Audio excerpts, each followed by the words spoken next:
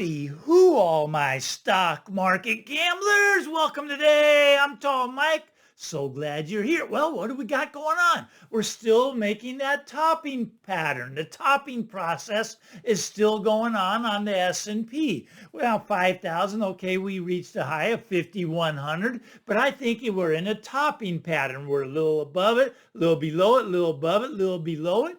We're topping out. Now, a lot of the moon boys think we're going to 10,000. But here's why I do not. Okay, the Shiller PE ratio is above 30 right now, above 30. Okay, the Shiller PE ratio above 30. Now, this is an extremely overbought situation, extremely overbought right now at 5,000 on the S&P. Okay, now when has this happened before? Well, it's happened back in the 30s, right before the crash. It's happened in the dot-com boom right before the crash, and it's happening now. Now, this is extremely overbought. Now, this is not going to end well. Now, a couple things could happen. Now, we could move sideways. Okay, we could move sideways like we've been doing for the last 2 years. For the last 2 years, we're in exactly the same place. And we could move sideways like we did in the 60s and 70s for 20 years, actually for 16 years. It went sideways with no gain in the stock market. 0% return on your money for 16 years. See, a lot of people don't remember that. Now, I was an old guy. I'm an old guy now. I was alive then. I don't remember it. But the charts will show you that we went sideways for about 16 years. Okay, we could do that. That would be one way to correct. But more likely, we're going to come down. But either way, the returns over the next 5, 10 years are going to be very small. They're going to be very small. But Mike, we got the AI boom, and I know we got the AI boom. I'm fully aware of NVIDIA.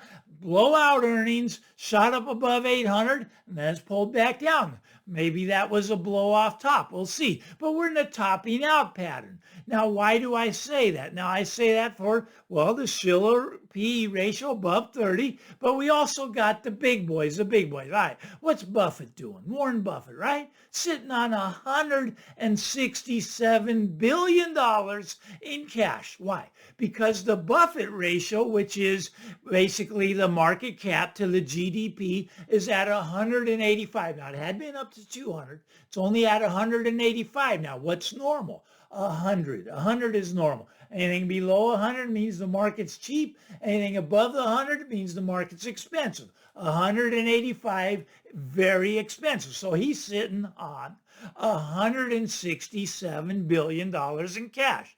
And he basically said he's waiting for this casino-like market to seize up. He said it's going to seize up. It's going to freeze up, meaning it's going to just crash. He's expecting to crash, and he's ready to deploy his money. He's going to buy back in, right? But at much lower levels than we're at right now, and that's Warren Buffett. Very smart man, very intelligent. Who else we got? We got Jeff Bezos. Jeff Bezos, a very rich man, one of the richest in the world, right? All right, well, what did he do? He sold $8.5 billion of Amazon stock this year. That's incredible to me. $8.5 billion. Now, a lot of times they go, well, he's just doing tax planning. Maybe he is just doing some tax planning, but that's a lot of tax planning. No, I think they see what's going to happen. The market is extremely overbought. What about Jamie Dimon, the head of JP Morgan, right? Okay, what'd he do? Well, he just sold $150 million worth of JP Morgan stock when JP Morgan's up here at a record high before the March 11th date. Now, what's March 11th? Well, that's when the bank term funding program comes to an end. So he took $150 million off the table. He knows what's coming. It's not going to be pretty. Now, I know that if you were talking right in the dot-com boom, right around 1999, the year 2000, if you were to say the market was going to actually come in, you would have been the laughing stock. Everybody would have laughed at you. But what happened? NASDAQ came in by 82%. 82% the NASDAQ came in. All right, so I think this market's going to come down. I think we're in a topping process right around the 5,000 level on the S&P. Maybe we hit 40,000 on the Dow. First, we're not that far away from that, really. Okay, maybe we get to 40,000 Dow. But it's a topping out pattern. It's going to take a little time, but then it's going to come down. It's going to come down hard. Just be careful. That's all I'm suggesting. Your take may be the opposite. You may be a moon boy watching. We're going to 10,000 on that S&P. We're going to 1,000,000 on Bitcoin. It's fine. Everybody's got a different opinion. I'm just giving you my take. My take is we're going to come down. Now, what about the real estate market? How's that going to play out? Well, you see, there's some problems there. There's some problems there. Real estate market's not breaking well right now. Okay, here's what's going on. All right, people are flat broke. They don't have money. I mean, okay, 67% don't have $400 on cash for an emergency. 67% don't have $400 on cash. They have no money to buy food, no money to pay their bills, no money to pay property taxes, insurance, their mortgage, their student loan. They don't have any money. They're broke. This is why credit cards record high.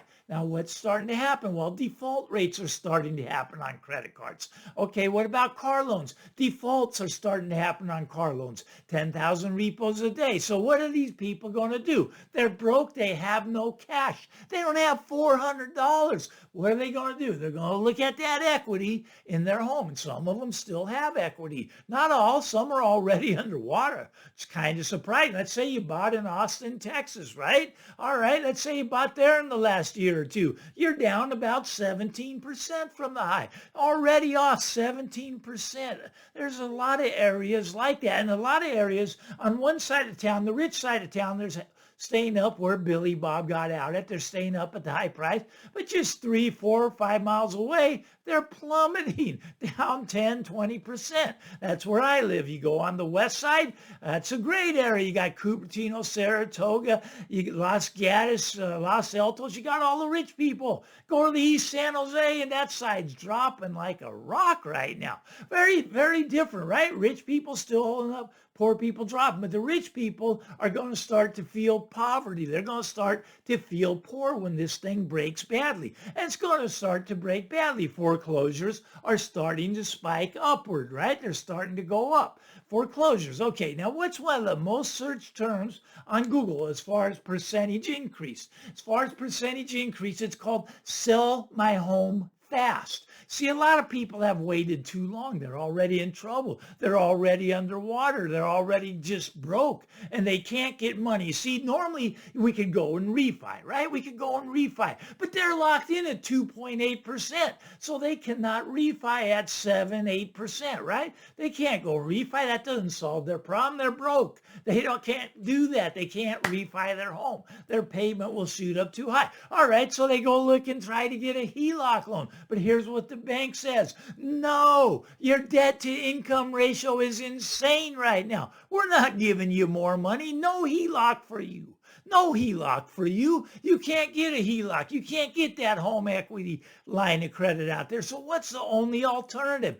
To put the house on the market. And that's what's starting to happen. It's going to be interesting. You know, there's a few people that are going to make it out up here at the price around where Billy Bob got out at. And a few of you are going to make it out up here. But most people know they're going to be selling into a market where the buyers have gone away. And once things start to drop, the rest of the buyers will be going away. So really, they're going to be dumping their house onto the marketplace in a market that has no buyers. That's not a good thing. That's not a good scenario for the real estate market. Now, this is just starting out. The pain's just starting to happen. People are getting in financial trouble. Now, you're going to get a job loss. Let's say now the mainstream media, they want you to think that job market's booming. It's really not booming. Look at the full-time jobs are going away. So when someone loses a full-time job, they have to go get 2 or 3 part-time jobs just to try to make half the income they were making on their full-time job. Now the mainstream media will tell you, look it, if you're not doing well, it's your own problem. Get out there and take a 4th or 5th job. I mean, come on, you're just not working hard enough.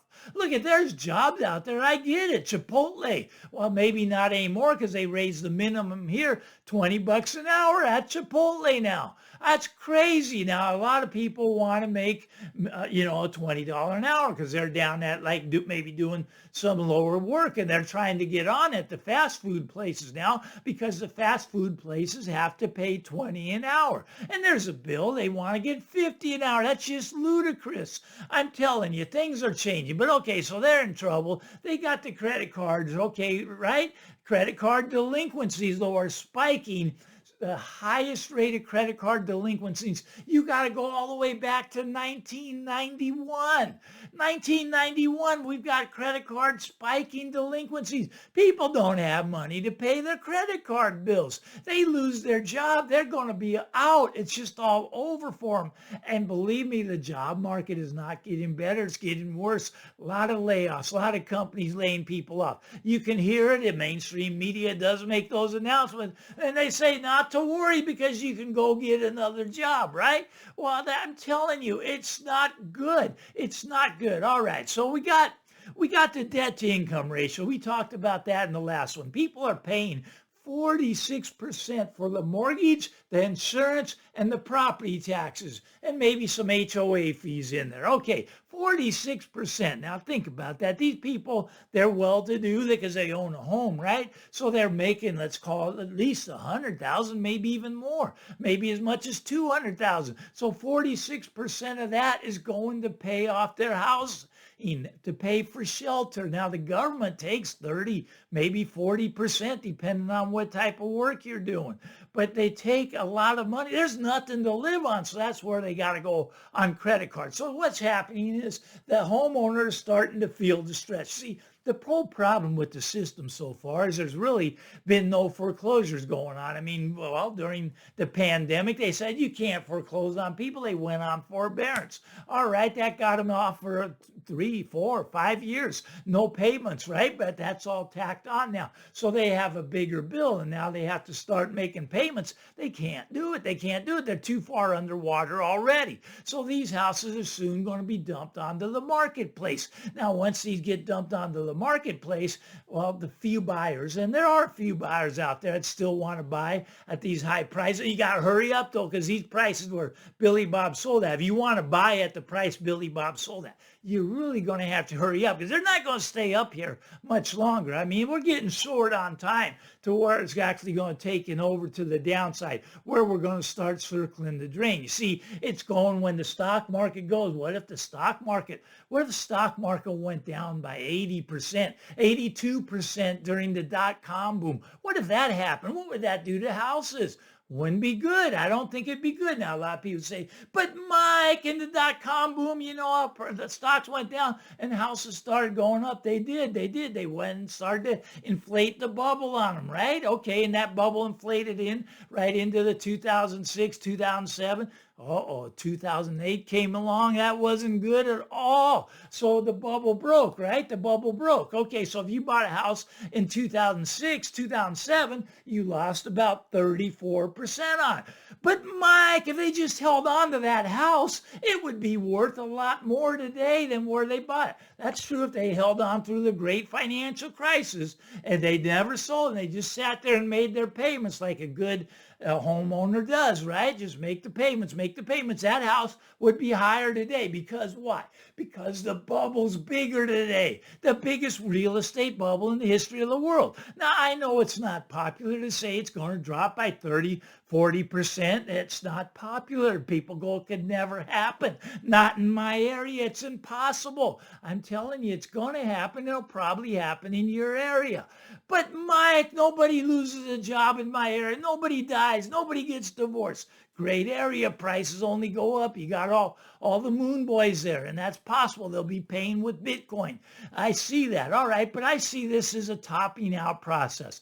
Topping out process in the houses. We really haven't been going up much, been kind of leveling off, just kind of plugging away. Now, the east side of town, that's been dropping. Rich side of town, just kind of plugging along, level, grinding it out. But the number of transactions has shrank by so much. It's frozen. The market's frozen. Yes, there's a few buyers. In the rich side of town, the rich side of town still has people with money, and they'll come in and they'll buy whatever it takes to get what they want. That's what rich people do. The poor side of town, they don't have those rich buyers. So that side of town is already come down by 10% or more, right? So maybe the poor side of town only has another 30% to drop. That's possible. And the rich side of town's got a little bit more than that. But things are starting to change. People are running out of money. There's going to become stress. There's going to be financial stress on the homeowner. And this home market is going to be breaking bad soon. Stock market, same situation. Topping out pattern, I think we're going to be breaking bad in the stock market. Once again, this is just my take, but if you like my take, give me the thumbs up. Even if you don't like it, you might want to hear it anyways. Give me a thumbs up anyways. Get out there, everybody. Enjoy the day, but first punch the subscribe button.